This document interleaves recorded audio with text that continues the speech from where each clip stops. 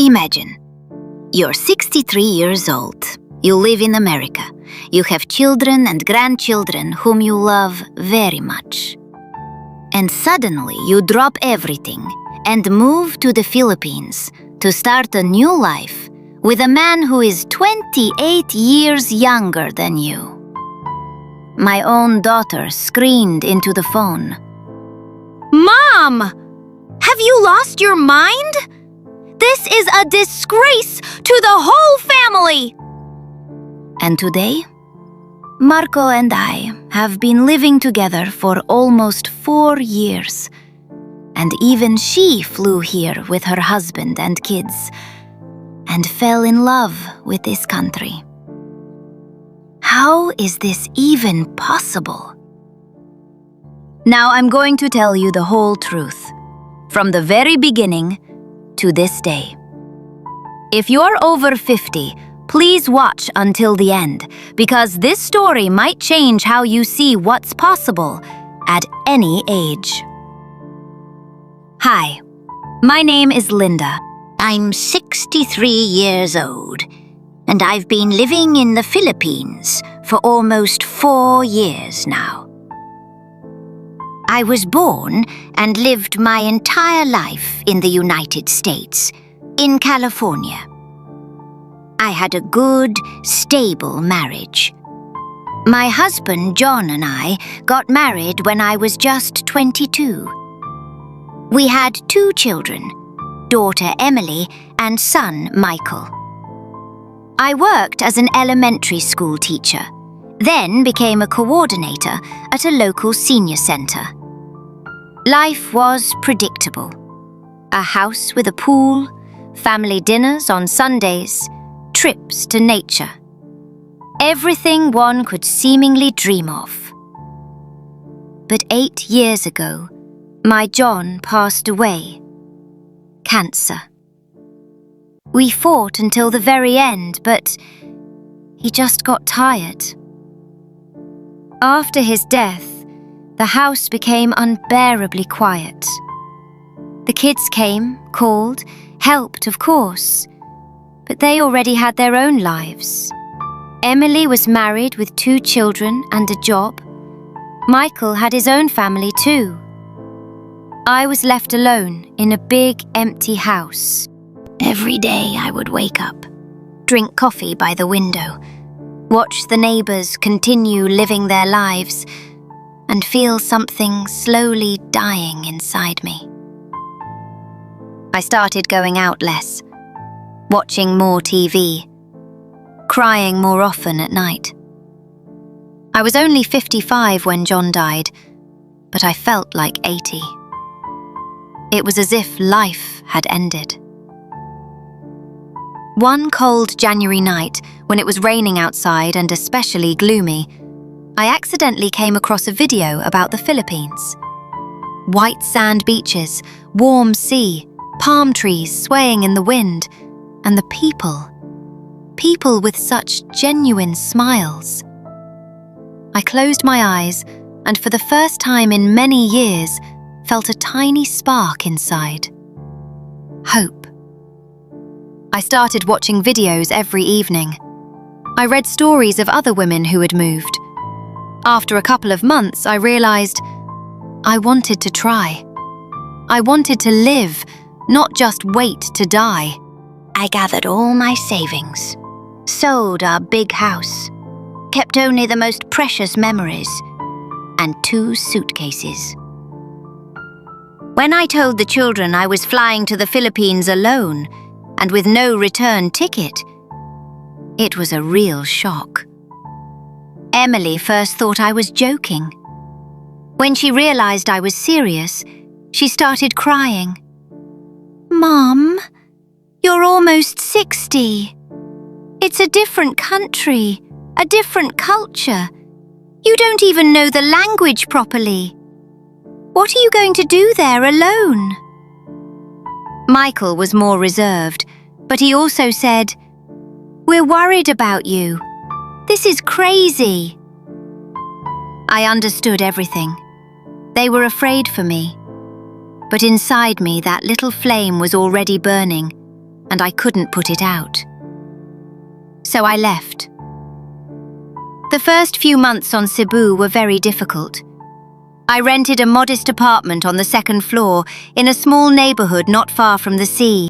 I had to learn everything again.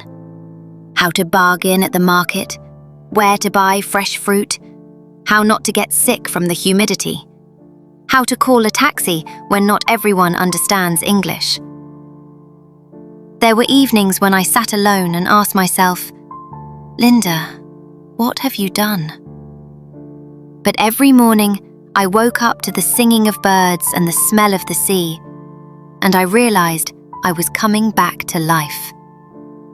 I started walking, meeting people, trying local food. And then, about 4 months after moving, I met him. His name is Marco. When we met, I was 59 and he was 31. Yes, a 28-year age difference.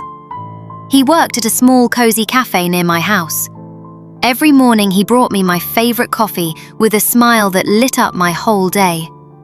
At first, we just said hello, exchanged a few phrases, and then we started talking for real. That's who I am now. An ordinary American woman who at 59 left everything familiar and found a new life and love in the Philippines. If you're sitting there right now thinking it's too late to change anything at your age, please watch this story until the end, because the most interesting part is just beginning. His name is Marco. When we met, I was 59 and he was 31. Yes, 28 years younger. He worked at a small cozy cafe near my house. Every morning he brought me my favorite black coffee with no sugar and smiled so warmly that something inside me would flutter. At first they were just short conversations. "Good morning, Miss Linda. How are you today?" I thought to myself, "Linda, what are you doing? You're a grandmother."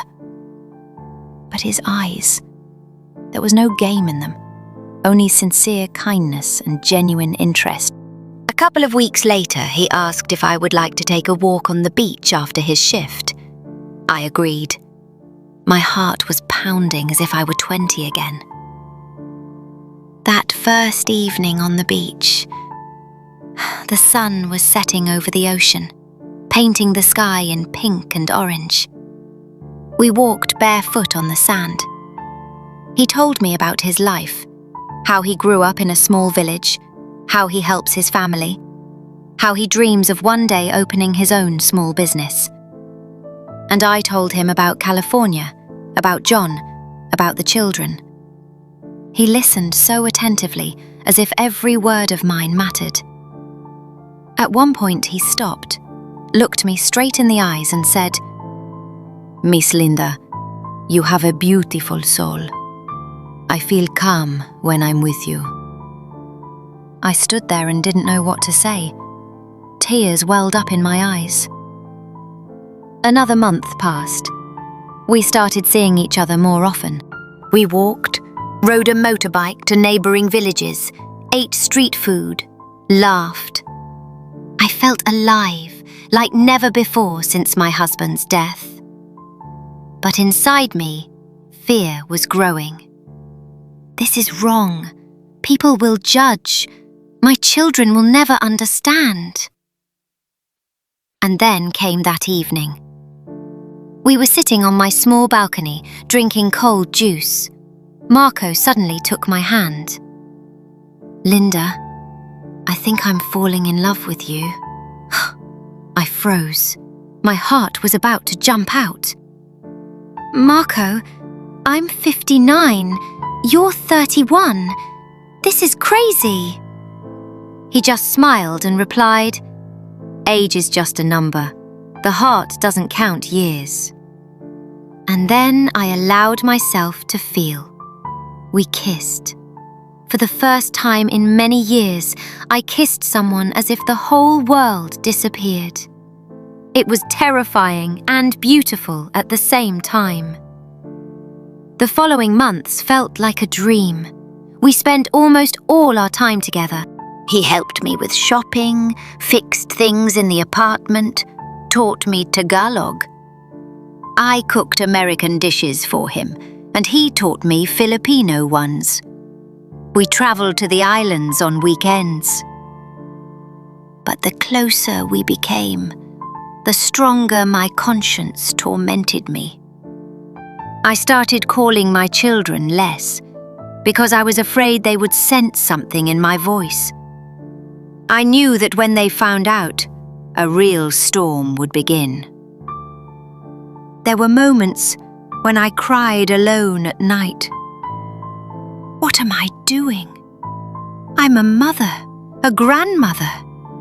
How can I fall in love with a man younger than my son? But every morning, Marco would come, hug me, and whisper that I make him happy. And I would melt again. We weren't just dating. We were truly falling in love, deeply, honestly, without masks. For the first time in a long time, I felt loved not for what I could give, but simply for who I am. It was the happiest and most terrifying period of my new life, because I already understood. Soon I would have to tell my family the truth, and I was very afraid it would destroy everything. But I'll tell you about that in the next part. If you're going through something similar right now, or are afraid to love at a mature age, stay with me. The story is only gaining momentum. And now came the hardest period of my life. The moment when my secret was revealed. It happened about 8 months after Marco and I started dating. I accidentally left a video of him on my phone screen when Emily called on video. She saw him hugging me from behind and kissing my cheek. Mum, who is that guy? What is going on? I tried to explain. My voice was shaking. Emily, this is my friend. His name is Marco. We're together. She started screaming so loudly that I moved the phone away. Friend? How old is he? He looks like your son. Mum, you've lost your mind. This isn't a friend. This is a boy. He's using you. He only wants your money. I sat there crying. Tears streamed down my cheeks while she continued. You betrayed Dad. You betrayed all of us. What will the grandchildren say when they find out their grandmother is sleeping with some Filipino who's 28 years younger than her? This is a disgrace. A disgrace to the whole family. Michael joined the call. He was more restrained, but still in shock. Mom, we thought you went there to rest and find peace.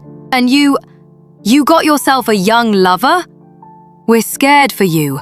He's probably just waiting for you to die so he can take everything. I tried to speak. I tried to explain that this was real love, that Marco takes care of me, helps me, that I'm happy again. But they wouldn't listen. Emily was sobbing into the phone. I don't want my children to see you with this boy. If you don't end this madness, I won't let you see the grandchildren. Ever. I felt like I'd been punched in the chest. My heart was breaking. I loved my children more than anything in the world, and now they were saying I was a disgrace to them. The following weeks were hell.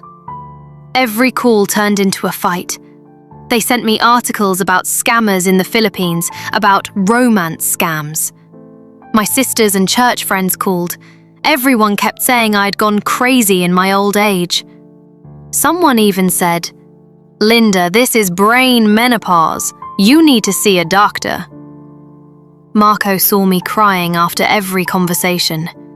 He would hug me, wipe my tears, and quietly say, If you need me to, I'll leave. I don't want you to lose your family because of me." Those words broke my heart even more. I didn't want to lose either him or my children. One night, I cried so hard that Marco got scared.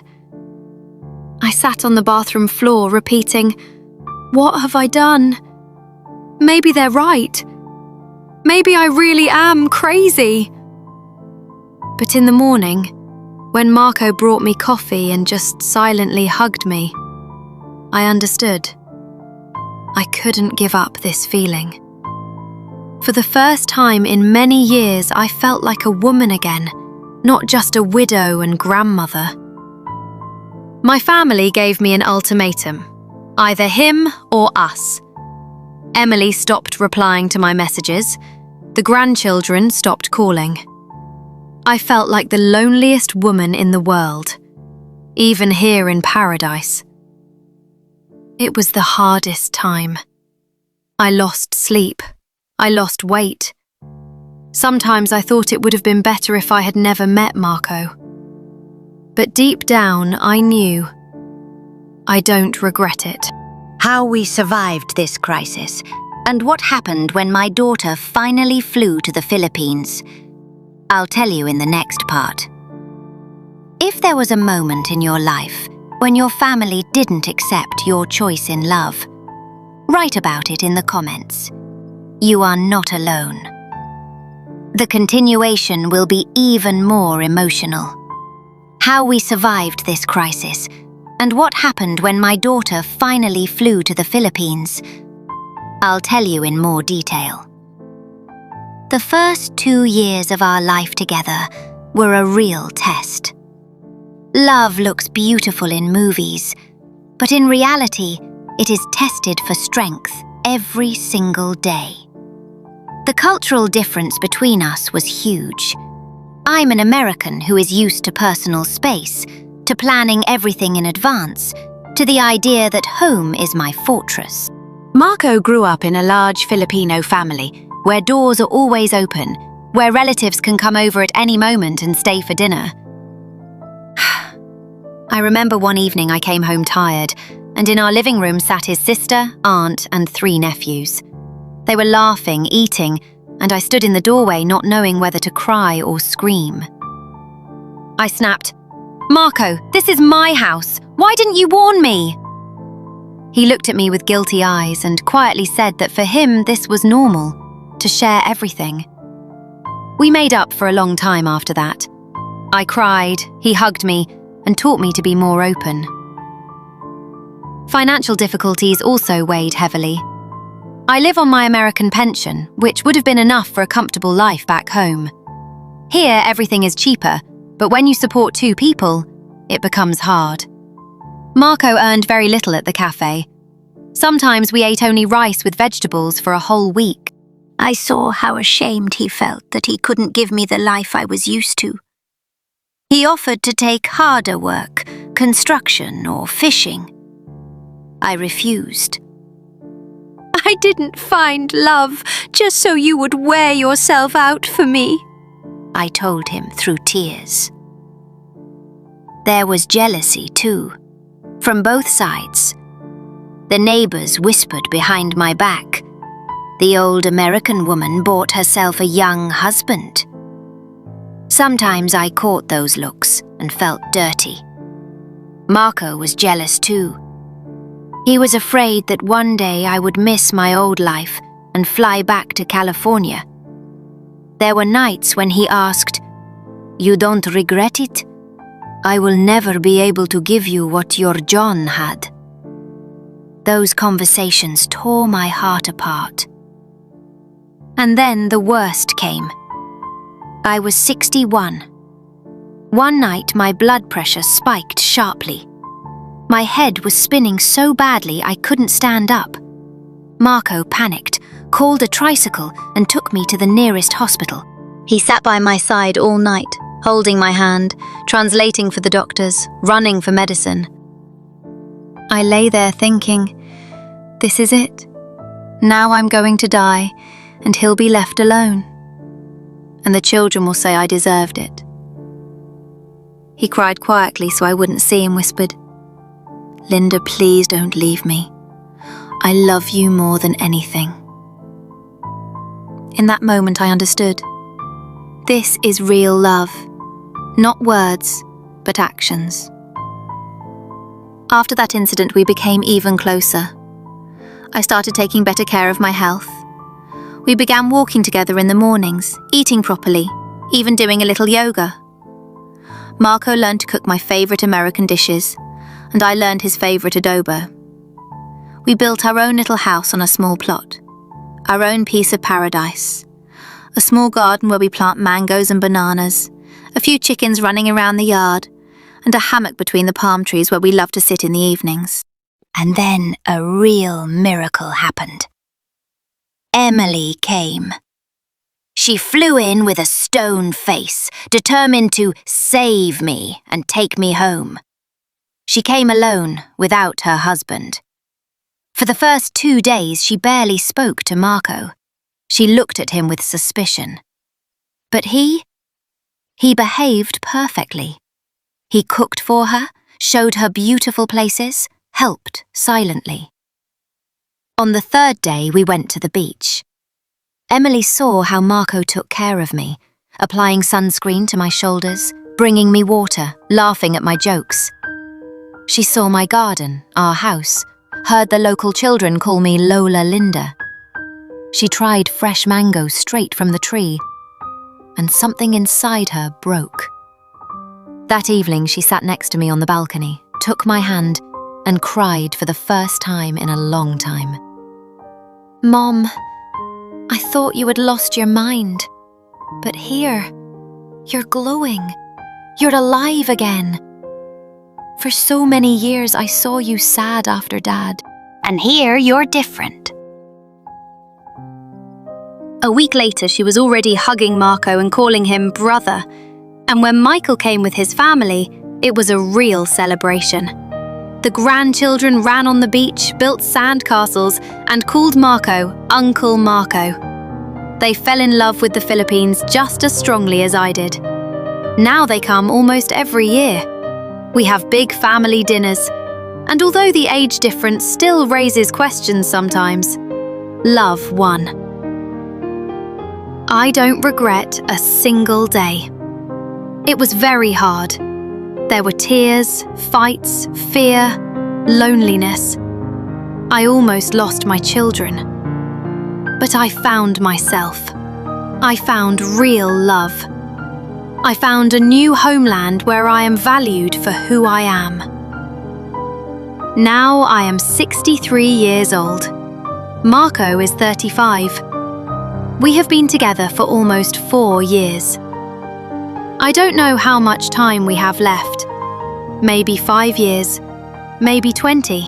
But every morning when I wake up next to him and see the ocean outside the window, I thank God that I dared to be crazy. If you are over 50, 60 or 70 right now, listen to me carefully. It's never too late to start living again. It's never too late to fall in love. It's never too late to choose yourself. Even if your whole family says you've lost your mind, sometimes that madness is the most correct choice in life. Thank you for being with me all these minutes. Thank you for listening to my story. If it touched your heart, write about it in the comments. Share your story. I read every message and pray for each of you. I hug you tightly, and remember, as long as your heart is beating, life is only just beginning.